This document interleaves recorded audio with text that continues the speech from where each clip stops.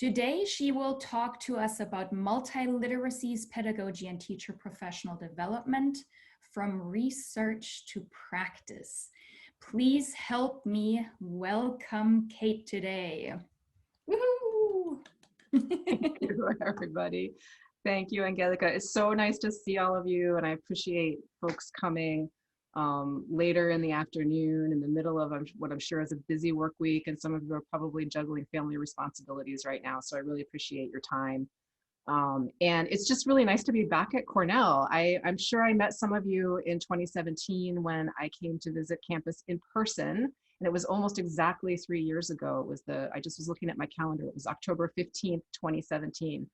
And I remember that the colors were really beautiful. It was my first time in Ithaca. And I also remember that it was very, very chilly in the morning when I went running, and I didn't have the right clothes and came back and my hands were so cold I could barely feel my fingertips. But it was still a lovely visit, and I'm really glad to be back.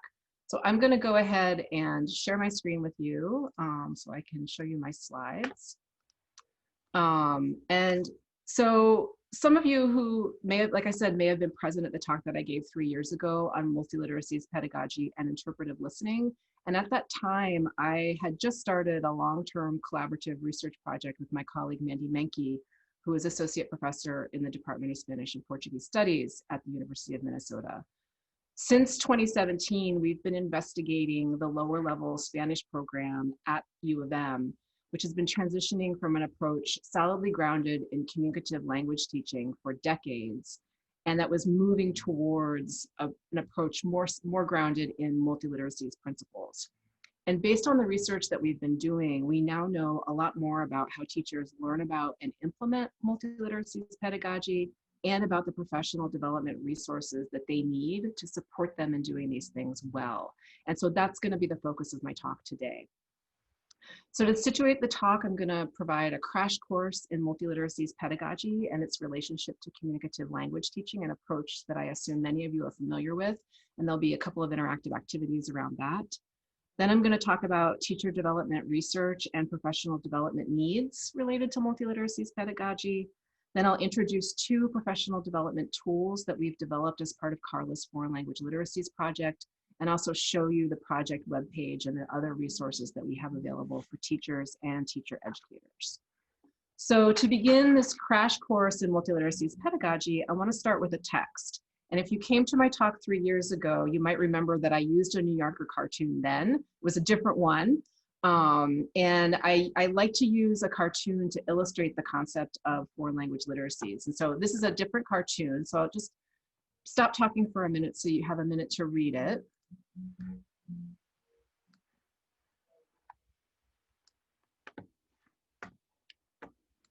So I can see a couple of smiling faces. So I'm assuming that some of you see the humor in this. So what I'd like to ask you to do is enter into the chat what, as literate users of English, we need to know or understand to be able to get the humor of this cartoon. What's going on in this cartoon that we have to understand, or that we need to bring to the text as background knowledge? Any idea is valid, just put it in the chat. Okay, so Godzilla movie reference, a parody of Prozac and antidepressants. Oh, interesting. Yeah, loaded to talk about food because the humans are being treated as food. Yeah, city life and how it can weigh on you and cause depression, other psychological conditions, mental health in general in the United States, and the idea that mental health may be viewed differently in American culture than it is in other cultures in the world. And I like that John specifically focused on New York. So we know this is the New Yorker cartoon, and we also, whoops, we also have the cityscape. Sorry about that. We also have the cityscape of New York to show you where the Godzilla monsters are. If you're unfamiliar with the Godzilla genre, this is a genre where monsters come in and invade the city and knock down buildings and set things on fire and wreak havoc, and they eat humans, right? And so that's what you see depicted in the image. these monsters are eating the humans, and then there's the caption, "Of course you feel great, these things are loaded with antidepressants." So in addition to that sort of socio-cultural knowledge that we need to have to be able to understand this text and get its humor, we also need to have some linguistic abilities. So for one thing, we need to sort of understand that something came before this, that one of the monsters said, "Man, I feel great." And then the other one responded with what you see in the cartoon. Other things related to language, somebody pointed out the word loaded, right? So it implies that food could be loaded with calories or loaded with nutrients. In this case, loaded with antidepressants because humans have been ingesting them. The other thing that's interesting is the way that the humans are referred to as things in this. So the monsters have dehumanized the things that they are eating. These things means that there's some sort of reference that came before that these is referring to, and so on. So there's a lot happening in this text. And the reason that I like to start with this kind of text is to illustrate the complexity of literacy's development and the various linguistic, sociocultural, and cognitive dimensions that we can talk about when we define literacies. And so that's what I want to do now, is define foreign language literacies. And you've maybe noticed that I'm using this term in the plural. This is a definition of literacies that is very different from what our traditional notions of literacy might be. So it goes well beyond the ability to read and write. And literacies are multidimensional in that the way that we communicate changes from context to context, from speaker to speaker, and so on. So I'm not going to read this definition. I'm just going to talk about the items that are highlighted in blue, which I consider to be the most important parts of the definition. And first and foremost, foreign language literacies is about the creation and interpretation of meaning through target language texts. And here I'm understanding text very broadly. So they can be written, audio, audiovisual, visual, digital, or a combination of these modalities. And they span lots of different genres. Also important to our definition of foreign language literacies is the ability to recognize the various features that these texts possess: language features, the conventions that they have, the genre features that they have, their organizational features, and the relationships between those features and the context in which the text occurs, the meanings that are expressed in that text, so how form and meaning are connected to each other. And literacies also involves the ability to think critically about those relationships and those textual features and the meanings that they express. Foreign language literacies also involves different kinds of knowledge and abilities. So it involves cognitive abilities like strategy use or problem solving. It involves knowledge not only of written language, but also of spoken language. When we're looking at literacies from this broad perspective, we're also talking about speaking and listening.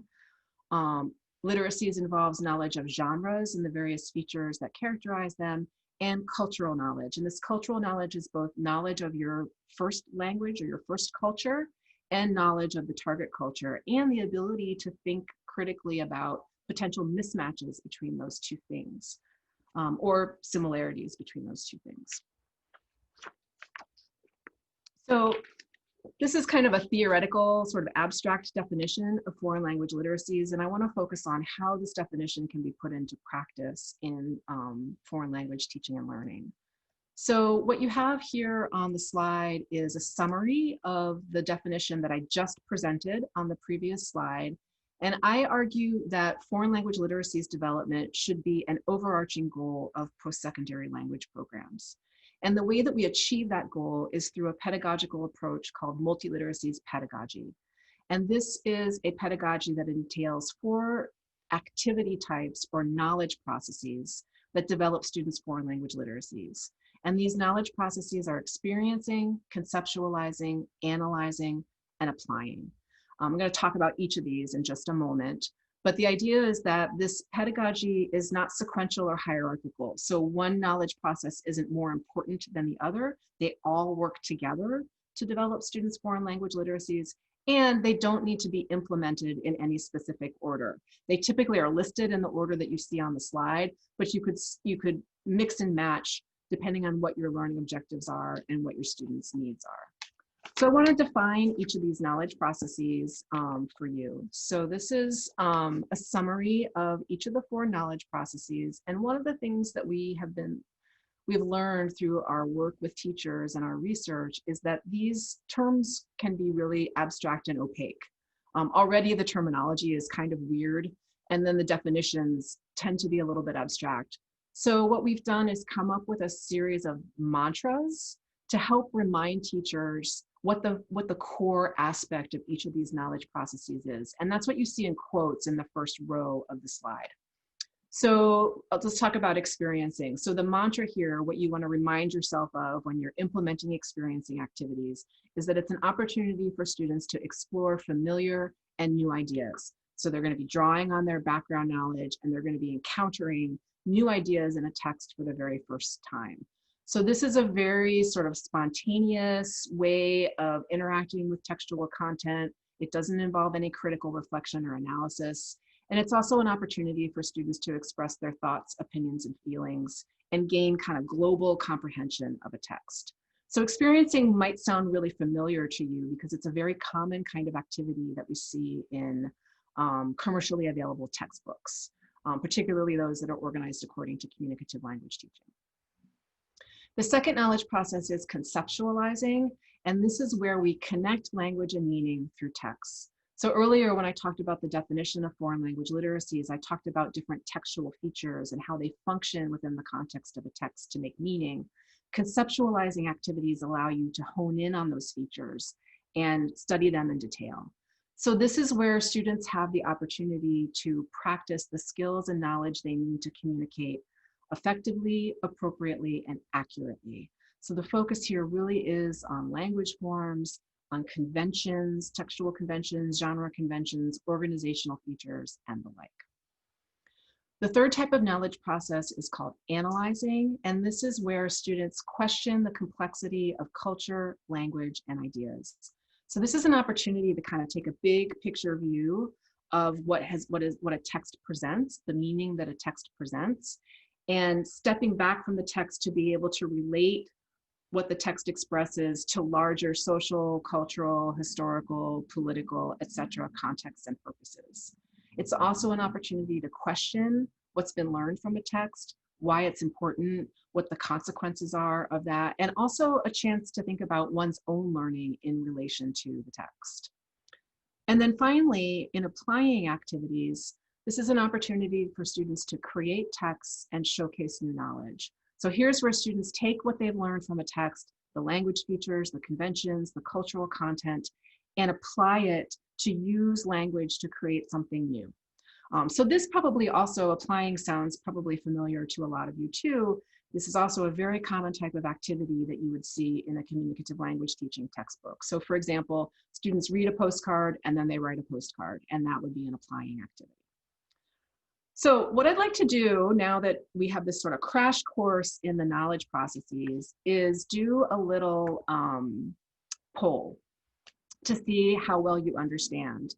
And Angelica, I see that I can't actually launch the poll while I'm sharing this. I wonder if you could just go ahead and launch it for me, but don't do it yet. I want to explain, yeah, thanks. I want to explain what we're going to do. So the poll is going to give you 4 different activities that you might carry out in a foreign language classroom or in a lesson. And what you're going to do is decide whether the activity is experiencing, conceptualizing, analyzing, or applying, okay? And it's a multiple choice, and you just choose one of the 4 knowledge processes for each of the 4 activities that are going to be on there. And the hint is that there's only one example of experiencing, only one example of conceptualizing, only one example of analyzing, and only one example of applying. So for example, if the item said, students engage in a debate about a controversial topic and take and argue for and against a side, you would categorize that as an analyzing activity because students are looking at the big picture and questioning the meaning, importance, and consequences of what they've learned, okay? So let's go ahead and launch the poll. And don't worry if you don't get it right. It's not a formal test or anything. It's just my own curiosity. So this is really interesting. So So the first question was about true-false questions to gain general comprehension of textual facts, and there's a tie between experiencing and conceptualizing. So this is an experiencing activity. So if you go back to the definition that's on the slide here, you can see not a lot of critical reflection, gaining global comprehension of the text, exploring familiar and new ideas. So this would be students' first encounter with the text to kind of get a general understanding of what's going on. This could potentially be contextualizing if the questions were about language features. But because it's really just about global comprehension, it's experiencing. So the second one, self-assessment to evaluate and analyze one's learning and strategy use. So the majority of responses were analyzing, and that's the correct answer. So again, it's this sort of big picture view and thinking about your experience with the text and what you learned from it. And that would be taking place in a self-assessment activity. Story retelling to relate a story from a different character's perspective. So the majority answered applying, and that's what this is. So you can imagine, let's say students read Little Red Riding Hood, and they have to retell the story from the perspective of the grandmother. And that would be something that they would do after they've already interacted with the text and examined its language forms and cultural content and so on. And then finally, the text annotation to identify language features. This is a conceptualizing activity. The key phrase in there is language features. So again, in conceptualizing, we're really focusing on the nuts and bolts of the text. So I'm going to stop sharing. If you have questions about this, we can go ahead and we can talk about it at the end of the talk. So just to sort of summarize the answers, you have the 4 different activities that you did the poll about in bold at the bottom of the slide. And then I've also provided a couple of other examples of each knowledge process. So for example, brainstorming vocabulary is a very common experiencing activity that students would do before they encounter a text. For conceptualizing, drawing a concept map where, let's say, you give students 3 main themes from the text, and then they have to find vocabulary words in the text that relate to that theme and show the relationships among those words. That would be a focus on language. An analyzing activity, I already gave the example of debate, and then another example of applying a personal action plan. So let's say students read a text on the importance of doing volunteer work. And then they have to identify an organization that they want to volunteer for and come up with an action plan for how they're going to do that. That would be an applying activity. Okay, so with this sort of crash course in multiliteracies pedagogy behind us, I'd like to situate this approach within a pedagogical framework that you're probably already familiar with, and that's communicative language teaching. So I realize that this may be your first encounter with multiliteracies, and that's fine, but I'd be curious to hear in the chat what you think multiliteracies pedagogy and communicative language teaching have in common.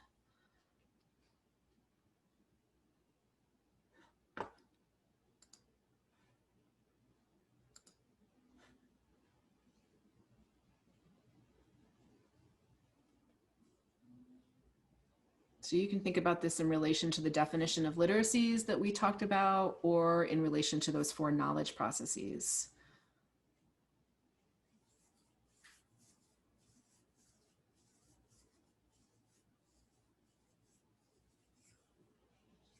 Okay, building bridges. So Lisa, I'm not sure I understand what you mean by that. You can explain in the chat, or you want to unmic yourself or unmute yourself. Just mainly drawing connections, I think, in the 2 approaches. Okay, yeah, so drawing connections between language and text, is that what you mean? Yeah, I mean, when I think of communicative language approach, I think it, stresses the continuity of communication, right? Gotcha. So multiliteracy also building connections between different areas.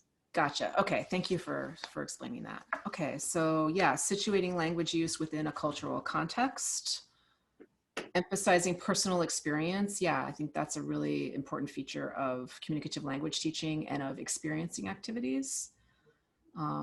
Asking students to do something with the text. Okay, great. And then what about differences between the 2 approaches? How do you see them as being different from one another?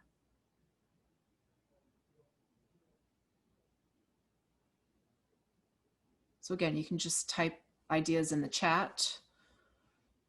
All ideas are valid.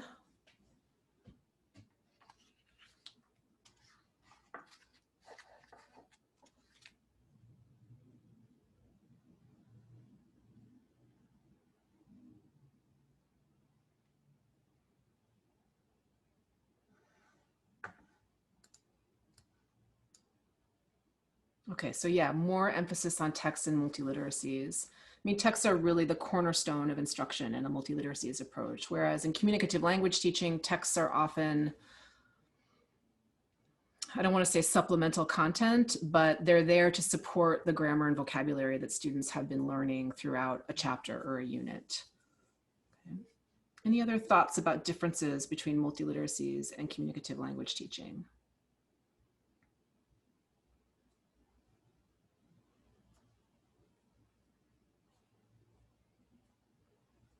So I would say my answer to this question would be that multiliteracies has a greater emphasis on critical thinking than communicative language teaching does, where communicative language teaching tends to be more focused on language functions. So what can students do with the language to be able to function within the target culture? Multiliteracies is more about thinking differently about, I'm not thinking differently, sorry, I was reading the chat. It's more about engaging critically with cultural and linguistic content, okay?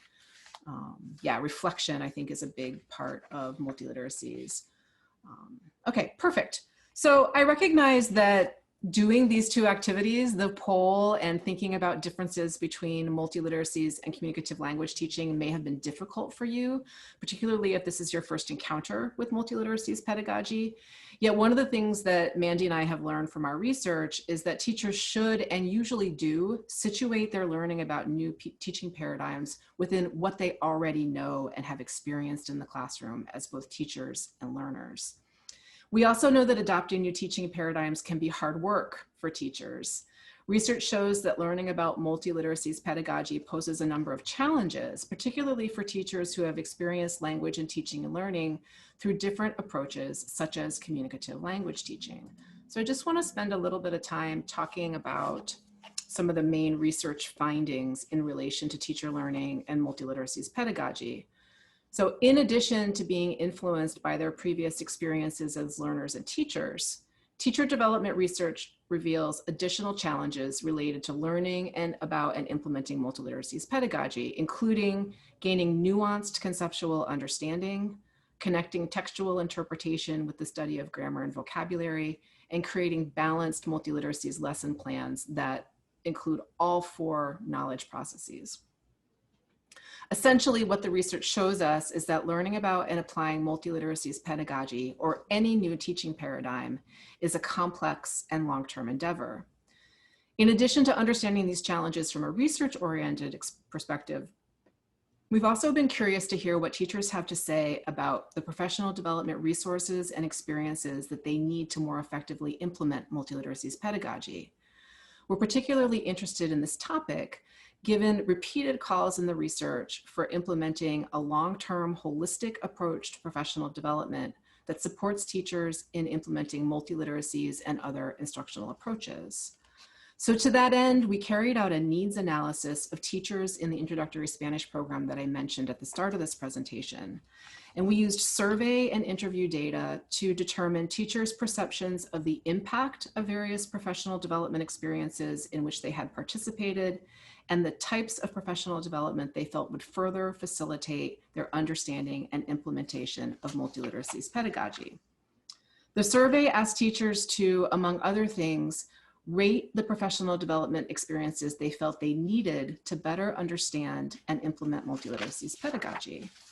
So this slide presents a summary of the top needed experiences based on our survey data. And we used a 3-point Likert scale for this survey. 1 was not at all important and 3 was extremely important. The activities that instructors rated as most important include working with model lesson plans and activities, creating multiliteracies lessons, a guide for adapting textbook activities, and a database of activities organized according to the knowledge processes of multiliteracies pedagogy. In addition, a bank of authentic texts with salient textual features identified and teaching observations received high ratings. In our interview data, we looked more closely at these highly rated activities and experiences. For instance, interview data suggested that participants lacked confidence or were uncertain about instructional priorities in relation to multiliteracy's lesson plans. Through sample lessons, they sought to understand what others had done in order to inform their own lessons and build their confidence. Participants also commented that having a guide to adapt textbook activities would be helpful to increase their ability to identify activities that are or are not compatible with multiliteracy's principles and that are feasible within their time constraints. They also felt that this kind of guide would help them to connect to curricular objectives and thus better help their students. Similarly, participants noted that a database of level-appropriate activities would save planning time and allow them to see varied ways of carrying out the foreknowledge processes of multiliteracies pedagogy.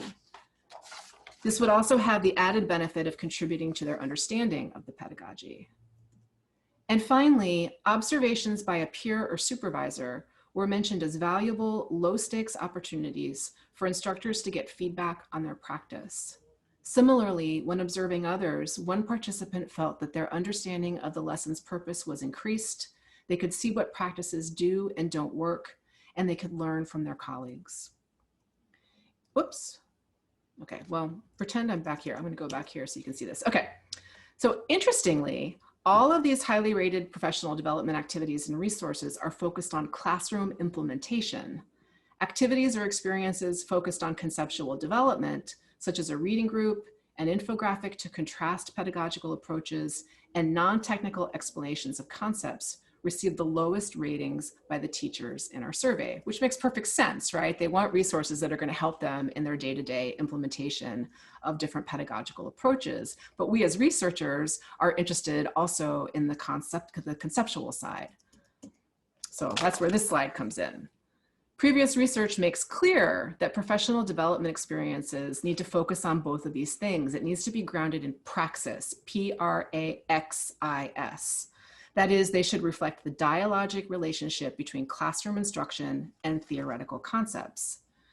This teacher development research also emphasizes the importance of meeting teachers where they are in terms of their understanding and of crafting professional development that builds from the known, in our case, communicative language teaching, as teachers explore the unknown, that is, multiliteracies pedagogy. In response to both our needs analysis and recommendations from teacher development research, we've been creating tools and resources through CARLA's Foreign Language Literacies project to help teachers make the match between theory and practice and to build on their previous pedagogical knowledge and experiences. Two of these praxis-oriented resources are highlighted on the slide: a checklist for analyzing text-based lessons and an infographic for understanding multiliteracies concepts. The infographic compares multiliteracies pedagogy with two other meaning-based approaches prevalent in post-secondary language programs: communicative language teaching and task-based language teaching. So this is the infographic. It's still in development and not yet up on our website, and I recognize that it's very, very small, but I'm going to talk you through it. It's actually quite big, but it looks small on the slide because I had to fit the whole thing onto one slide. So I want to just focus a little bit on how this infographic brings together theory and practice to make this a praxis-oriented resource.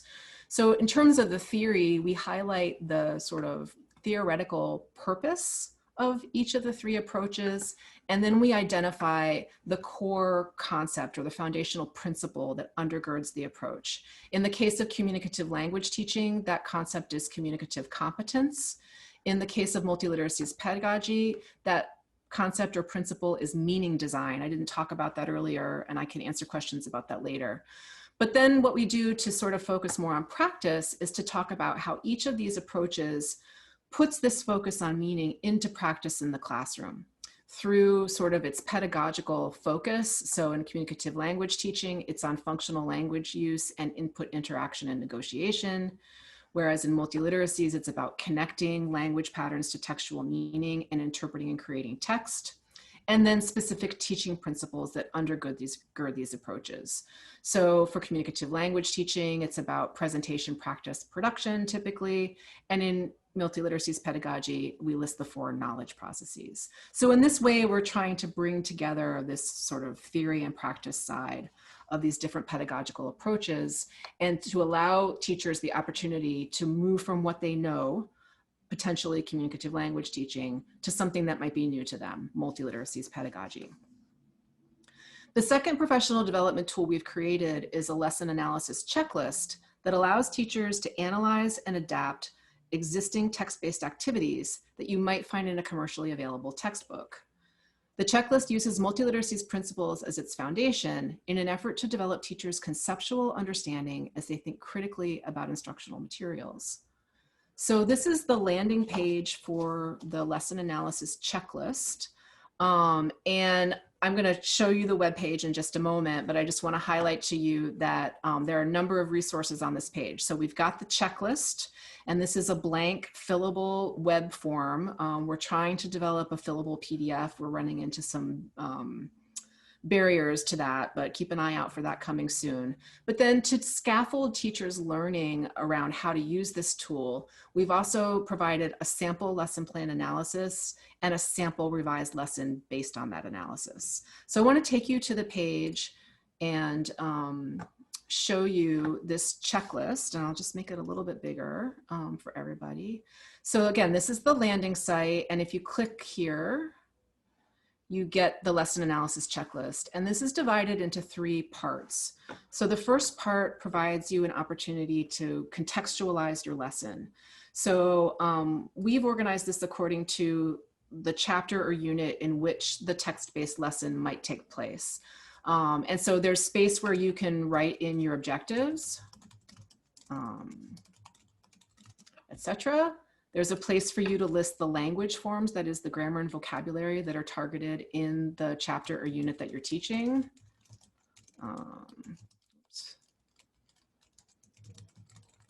Etc. There's a place for you to list different cultural content that is treated in the chapter.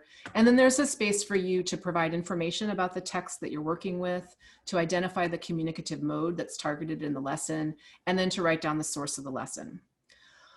So that's the context part. Before I move on to the next part, I also want to point out that there are these items that are in blue font. And if you hover over those, there are definitions of these key terms. So for instance, we define interpersonal communication here and provide, we try to make these multimodal. So we have this visual to help teachers' understanding of this concept.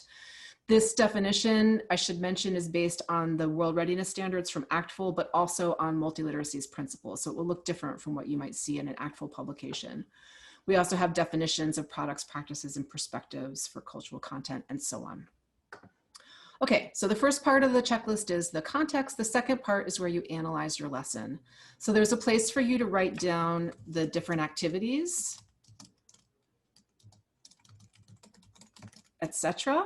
Okay, so that you can list what your lesson is, the different stages of your lesson. And then there's a table where you're going to do an analysis of the context. So how well do these activities meet your learning objectives, reflect the language forms of your unit, and reflect the cultural content of your unit. So for each activity, you would say, this autofills every time I do this. For each activity, you would say which learning objective is being met, which language form is being addressed, and so on. And then the second part of the analysis is according to the knowledge processes. So does activity 1 focus on experiencing, conceptualizing, analyzing, or applying, and so on for each of your activities? And you can just tick the boxes here. Again, there are definitions of the knowledge processes. And for these, we have a video embedded with Cope and Kalantzis, kind of the godparents of multiliteracies pedagogy, talking about each of the knowledge processes. So once you've done this analysis, then you can evaluate. So there are some reflective questions for you to think about where there are gaps in your lesson. And that's kind of the first 3 questions. And then how you might address those gaps if you were revising the lesson to be more reflective of multiliteracies principles. So I mentioned that we have a sample lesson plan analysis. So if you go to this, what we have here is a completed form, a completed checklist. So this sample that we have is for a reading lesson from an elementary textbook, an elementary French textbook that would take place in the first semester of a post-secondary French course. And so the learning objectives that are listed here are the ones that are from that chapter of the textbook. The chapter is on things to do in the city, transportation, leisure activities, and so on.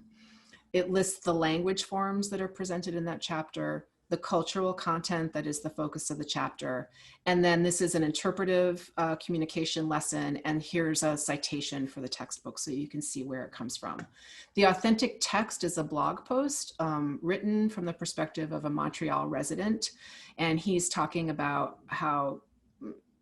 about different opinions of the city, and he doesn't understand why people have a negative view of Montreal. And then it also includes comments from readers of the blog post. And it's interesting because some of the people are from Montreal, some are from outside of Montreal. So you have this kind of insider-outsider perspective on the city presented in the comments. So we've also completed the analysis. So the activities that are listed are the 3 activities pulled exactly from the textbook. And then what you can do is a practice analysis. So you can determine for yourself which learning objectives, language forms, and cultural content you think are addressed by each activity. And you can decide which knowledge process you think is represented by each activity.